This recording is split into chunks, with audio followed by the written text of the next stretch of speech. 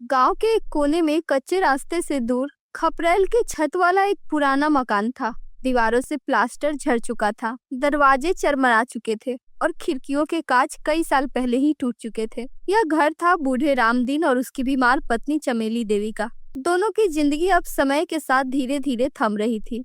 बेटा सूरज था जो शहर में नौकरी करता था। दोनों को अपने बेटे की चिंता सता रही थी। शहर में नौकरी करने के बावजूद भी घर की हालत को देखकर कोई भी उसके बेटे से शादी नहीं करना चाहता था। ना जाने हमारे मरने से पहले हमारे बेटे की शादी होगी भी या नहीं। ऐसे क्यों बोल रहे हैं जी? शादी क्यों नहीं होगी? अरे हमारा बेटा शहर में नौकरी करता है तो कौन शादी नहीं करना चाहेगा? क्यों खुद को तसल्ली दे रही हो चमेली? तुम अभी भी ये उम्मीद कर रही हो कि इस घर में कोई अपनी बेटी की शादी करेगा? तो आप क्या चाहते हैं, मैं आस भी छोड़ दूं? भगवान ने इस घर के लिए किसी न किसी को तो बनाया ही होगा जो आकर इस घर को संभालेगी। झूठी आस क्यों पालना चमेली? इतने दिन में एक आदमी नहीं आया इस घर में शादी की बात करने। अरे कुछ लोग तो हमारे घर का नाम सुनते ही भाग जाते हैं। दुख झेलने के लिए भला कौन लड़की इस घर में आएगी? इतनी बात कर ही रहे होते हैं तभी गांव का एक आदमी मदन आता है। कैसन तबीयत है रामदीन काका? कैसन तबीयत रहेगा भाई? मेरा तो ठीक ही है, बस तुम्हारी काकी भगवान भरोसे से चल रही है। घर की हालत तो देख ही रहे हो। अरे काका, आपका लड़का तो शहर में काम करता है, क्यों नहीं बोलते घर बनाने के लिए? घर बन जाएगा तो तुम्हारे बेटे की शादी भी हो जाएगी।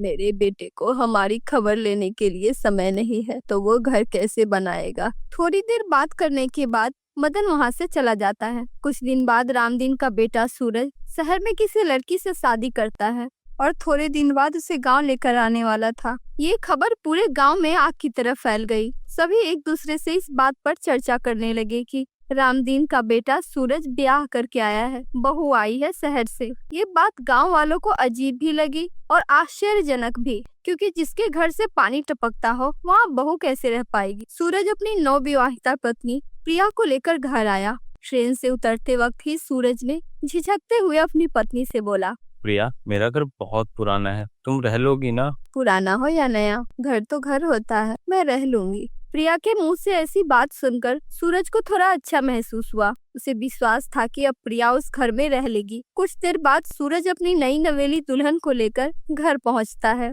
प्रिया बहुत सुंदर थी और शहर से भी थी, इसलिए लोग ये देखना चाहते थे कि आखिर ये शहर की लड़की कितने दिन ऐसे घर में रहती है। थोड़ी देर बाद दोनों घर पहुंचते हैं। ससुराल पहुंचते ही प्रिया आश्चर्य में पड़ जाती है। वो घर की हालत देखकर सूरज से पूछती है, ये घर बहुत पुराना लगता है सूरज, क्या हम यही रहेंगे? हाँ प्रिया, फिलहाल तो यही है हमारा घर। माँ बाबूजी को यहाँ छोड़कर जाना ठीक नहीं लगता। प्रिया ने कुछ नहीं कहा, बस सिर झुका लिया। पहली बार जब उसने घर के भीतर कदम रखा, चप्पल की आवाज से धूल उड़ी। दीवालों पर मकड़े के जाले और एक कोने में पुरानी चारपाई पर लेटे चमेली उसे देखकर मुस्कुराई। आ गई मेरी बहू, आशीर्वाद ले लो मेरी बेटी। प्रिया उसके पास गई और उसके पैर छुए। चमेली देवी अपने बिस्तर से उठ नहीं सकी, इसलिए उन्होंने आशीर्वाद देते हुए कहा, अब इस घर में फिर से चूल्हा जलेगा, बेटा बहू साथ जो आए हैं। अगले ही दिन सुबह प्रिया जल्दी उठी। रसोई में गई तो देखा चूल्हा बुझा हुआ था, मिट्टी के बर्तन जले हुए थे और अलमारी में खाने लायक कुछ नहीं था। उसने हाथ से झाड़ू पोछा कर काम शुरू किया। किसी तरह सबको चाय बनाकर पिलाती है। उसके बाद सूरज दुकान से कुछ राशन का सामान लेकर आता है। प्रिया पहली बार सबके लिए खाना बनाती है। इतना स्वादिष्ट खाना खाकर रामदीन बोला, बेटी, आज पहली बार इतना स्वादिष्ट खाना खाकर लग रहा है पूरे शरीर में जान आ गई। जब से तुम्हारी सास बीमार हुई है ऐसा खाना मिलना सपने जैसा हो गया था, लेकिन आज तुम्हारे आने के बाद फिर से मुझे ऐसा खाना नसीब हुआ। ऐसे ही हमेशा अच्छा अच्छा खाना बनाकर खिलाना, यही रहना हमारे साथ। जी पापा, मैं यहीं रहूंगी। धीरे धीरे प्रिया पूरे घर की सफाई अपने हाथ से करना शुरू करती है। टूटी खिड़कियां बंद करने के लिए पुराने टीन की चादरें काटी कोने में लगे जाले को साफ किया, फर्श पर गोबर से लिपाई की। आज तक जो उसने शहर में कभी नहीं किया वो सभी काम यहाँ करती है। एक हफ्ते के भीतर ही घर की शक्ल कुछ हद तक बदल गई। ये देख रामदीन के बगल के पड़ोस की औरतें शाम के समय चौपाल पर बैठकर सभी रामदीन के घर के बारे में बातें करने लगी। अरे देखो तो, शहर की बहू ने हमारे रामदीन के घर को महल बना दिया। औरत ही घर को घर बनाती है, ये बात आज सच हो गई। तभी एक महिला ताने देते हुए बोली, शहर की बहू कितने दिन तक यहाँ रहेगी? मिट्टी के चूल्हे पर रोटियां सेकना आसान बात नहीं है। आज नई नई आई है, इसलिए काम करके सबसे अपना तारीफ करवाना चाहती है। सभी बात कर ही रही होती है, तभी रामदीन वहाँ से गुजरता है और सबकी बात सुन लेता है। तुम लोगों को मेरे घर की खुशी देखी नहीं जा रही क्या? मेरी बहू बहुत अच्छी है, उसे कुछ मत बोलो। मैं भी देखती हूँ तुम्हारी अच्छी बहू कब तक तुम्हारे पास रहती है। इतनी बातें सुनकर रामदीन पैर पटकता हुआ गुस्से में वहाँ से चला जाता है और सारी बात अपनी पत्नी चमेली को बता देता है। ठीक तो कह रही थी गांव की औरतें, हमारी बहू शहर की है और हमारा घर भी तो इतना अच्छा नहीं है, फिर भी इतना काम कर रही है। यही हमारे लिए खुशी की बात है। इससे ज्यादा आस मत लगाओ अपनी बहू से। कोई बात नहीं चमेली, कम से कम हमारे बेटे की शादी तो हो गई। वो जितने दिन भी खाना खिलाए, हमें बहू का सुख तो मिला, इस बात से खुशी है मुझे। इतना बोलकर रामदीन वहाँ से चला जाता है। कुछ दिन वहाँ रहने के बाद सूरज को वापस से अपने काम के लिए शहर जाना था, इसलिए वो प्रिया से बोला, प्रिया, अब मुझे 2 दिन बाद शहर जाना है। तुम यहाँ माँ और बाबा का ध्यान रखना, मैं जल्दी आ जाऊंगा। तुम्हें क्या लगता है मैं तुम्हारे इस घटिया से घर में रहूंगी? मैं इतने दिन से सिर्फ तुम्हारे परिवार को झेल रही हूँ। अगर मुझे पहले पता होता तुम्हारा घर ऐसा है तो मैं तुमसे कभी शादी नहीं करती। अब मैं यहाँ और ज्यादा दिन तक नहीं रह सकती। मैं जानता हूँ तुम्हें यहाँ आकर बहुत परेशानी हुई है, लेकिन मेरा विश्वास करो, कुछ दिनों में सब ठीक हो जाएगा।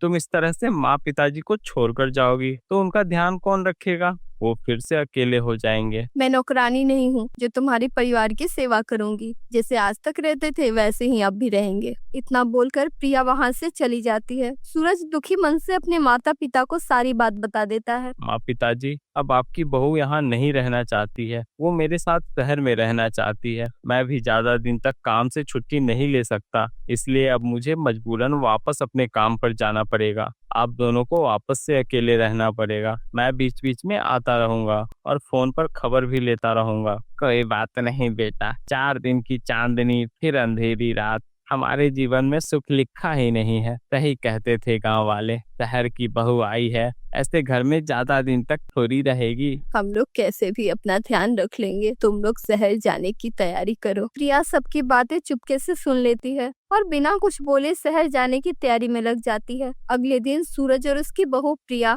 वापस से शहर चले जाते हैं। अब रामदीन और चमेली फिर से उस टूटे फूटे घर में अकेले और बेसहाय रह जाते हैं। अब रामदीन किसी तरह अपने लिए और अपनी पत्नी के लिए खाना बनाता था और एक दूसरे का ध्यान रखता था। जो भी थोड़ा बहुत पैसा उसका बेटा भेजता था, उसी से दोनों का घर का खर्चा चल जाता था। अब तो गांव वाले भी दोनों को ताने देने लगे। एक दिन रामदीन की पड़ोसन ललिता मटके में पानी भरकर ले जा रही थी। तभी उसने देखा चमेली प्यास से तड़प रही है और पानी पानी बोलकर रामदीन को आवाज लगा रही थी, लेकिन रामदीन वहाँ नहीं था। तभी ललिता वहाँ पहुँच गई और चमेली को अपने मटके से पानी पिला देती है।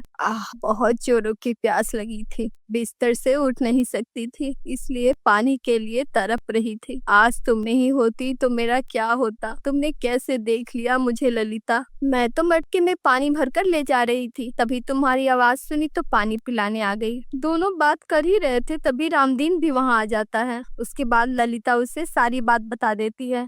आज आप समय पर नहीं आते भाभी, तो ना जाने मेरी चमेली का क्या होता। ऐसे कब तक चलेगा रामदीन भाई? कोई ना कोई तो होना चाहिए आप सबका ध्यान रखने के लिए। बेटे बहू तो चले गए, अब हमारा ध्यान कौन रखेगा? अब किसी तरह चमेली और रामदीन अपनी जिंदगी जीने लगे। उधर प्रिया और सूरज भी अपनी अपनी जिंदगी शहर में जी रहे थे। सूरज को अपने माता पिता की चिंता सता रही थी, लेकिन वो अपनी नौकरी छोड़कर गांव में नहीं रह सकता था, ना ही अपनी पत्नी को कुछ बोल सकता था। उसकी पत्नी का मायका भी उसी शहर में था, इसलिए वो ज्यादातर अपने माता पिता के साथ रहती थी। उसे ना तो अपने ससुराल में रह रहे सास ससुर की चिंता थी और ना ही उस टूटे फूटे घर की। एक दिन प्रिया के माता पिता किसी काम से कहीं बाहर गए थे। कुछ दिन बाद जब वो लौट रहे थे तब एक कार एक्सीडेंट में दोनों की मौत हो गई। इस खबर से प्रिया पूरी तरह टूट गई। उसका रो रो कर बुरा हाल हो गया। ऐसा लग रहा था उसकी पूरी दुनिया उजड़ गई हो। कुछ दिन तक वो अपने मम्मी पापा को याद करके रो रही थी। तभी उसे एक दिन गांव में रह रहे सास ससुर की याद आती है।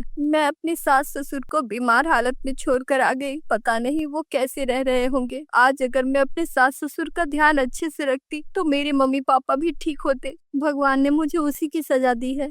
जहाँ माँ बाप का आशीर्वाद ना हो वहाँ रहकर क्या फायदा। यही सब सोचकर वो अगले दिन सूरज से बोली, चलो जी मुझे गांव ले चलो, मैं अब नहीं रहूंगी। पता नहीं माँ पापा कैसे होंगे। मैंने बहुत बड़ी गलती कर दी, उन्हें अकेला छोड़कर यहाँ आ गई। मुझे अपनी गलती सुधारनी है, चलो घर चलो। सूरज अपनी पत्नी की बात सुनकर बहुत खुश हुआ। वो प्रिया का हृदय परिवर्तन देखकर बहुत खुश होता है। अगले दिन दोनों अपने गांव के लिए निकल जाते हैं। प्रिया और सूरज जब गांव पहुँचे तब अचानक अपने बेटे बहू को वहाँ देखकर रामदीन और चमेली आश्चर्य में पड़ गए। बेटा, तुम लोग यहाँ अचानक कैसे? ना कोई खबर, ना कोई संदेश, सब ठीक तो है ना? अपने माता पिता की बात सुनकर सूरज तो कुछ नहीं बोलता है, लेकिन प्रिया रोने लगती है और हाथ जोड़कर माफी मांगने लगती है। मुझे माफ कर दो माँ पापा, मैं आप दोनों को अकेला बीमार अवस्था में छोड़कर चली गई। मुझे आप लोगों का ध्यान रखना चाहिए था, लेकिन मैंने कुछ नहीं किया। कोई बात नहीं बेटी, तुझे इस बात का एहसास हुआ, यही हमारे लिए बहुत बड़ी बात है। वरना आजकल तो शहर की बहुएं अपने सास ससुर के लिए इतना भी नहीं बोलती। जो भी हो माँ जी, अब मैं आप लोगों को एक पल के लिए भी अकेला नहीं छोड़ने वाली। एक बार गलती कर दी, लेकिन अब मैं अपनी गलती सुधारना चाहती हूँ। इसलिए अब मैं हमेशा आप लोगों के साथ रहूंगी, चाहे घर जैसा भी हो। सास ससुर अपने बहू की ऐसी बात सुनकर बहुत खुश होती है। अब प्रिया अपने सास ससुर का बहुत अच्छे से ध्यान रखने लगी और घर के सारे काम भी करने लगी। कुछ दिन बाद सूरज भी गांव में ही रहकर एक व्यवसाय शुरू करता है और वहीं रहकर काम करने लगता है। उसके बाद प्रिया गांव में ही रहकर घर की साफ सफाई करती है, सबके लिए खाना बनाती है और खुशी खुशी सभी के साथ रहती है। अब रामदीन के टूटे घर में जैसे जान आ गई। एक दिन गांव की एक औरत रामदीन के घर किसी काम से आती है, तब उसका घर देखकर चौंक जाती है। वाह बेटी, तूने तो टूटे घर को भी फिर से महल बना दिया। जिस घर में माँ पापा की दुआएं हो वो घर कभी टूटा नहीं होता। मैं तो इस घर को फिर से संवार रही हूँ। ये बातें सुनकर वो प्रिया की खूब तारीफ करती है। चमेली भी वहीं खाट पर लेटी थी। अपनी बहू की बात सुनकर किसी तरह खाट से उठकर उसे गले लगा लेती है। एक रात तेज बारिश हुई, छप्पर से पानी टपकने लगा। प्रिया ने फौरन बाल्टी रखी और सूरज के साथ छत पर चढ़ गई। त्रिपाल से छेद ढकने लगी।